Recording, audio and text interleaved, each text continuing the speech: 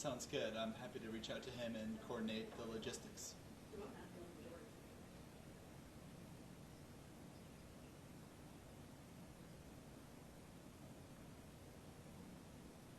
We represent 37 agencies, and each of those agencies delivers for the American people.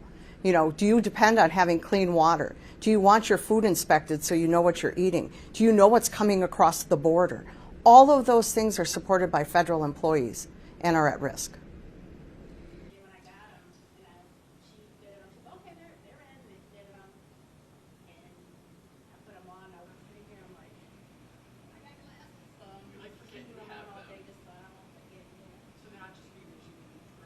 They've issued at least 3 emails that I am aware of pushing this deferred resignation. And recently, as of today, the Treasury Department has informed the IRS that even employees who ask to go on this, if they are part of the filing season, they will not be permitted until May 15th. And so, can you imagine being an employee who has received a letter of this nature, told you're not really productive, we want to get rid of you, resign now, but wait a minute, we need you through May 15th because you're involved in the filing season. Our live, you mean my live view?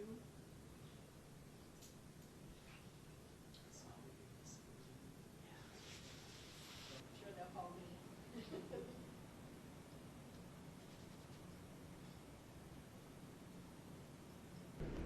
Again, these letters went across the board to 2.3 million federal employees and asked them to end their careers.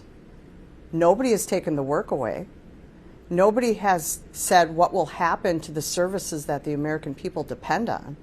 And yet they've been asked to sign an agreement that is unclear, does not provide any guidance for them, and there's no guarantees for it. In fact, the documents that have been given to these employees gives 100% power to the government and 0 to the employee. So if you sign this document and then later change your mind, you are left without any power to fight back. And so for those reasons, I do not recommend people sign a document. They need to have control of their own career, and this document does not give it to them. I know. I'm with you. Yeah, you have to be louder about it. Absolutely.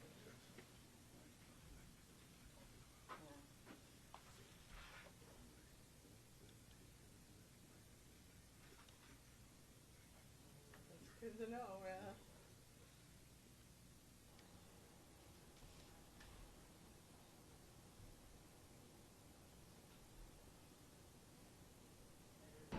The efforts that this administration has taken are efforts to weaken the civil service. The whole thought behind removing due process rights of federal employees is about a loyalty test. And as I said before, civil servants take an oath to the Constitution. Their job is apolitical. They are nonpartisan. And they're purposefully intended to be nonpartisan so that they can work over a variety of administrations. I was a federal employee for 35 years. I worked under Democrats and Republicans, and I did my job according to the rules and regulations. It has nothing to do with the politics because that's not part of the work they do.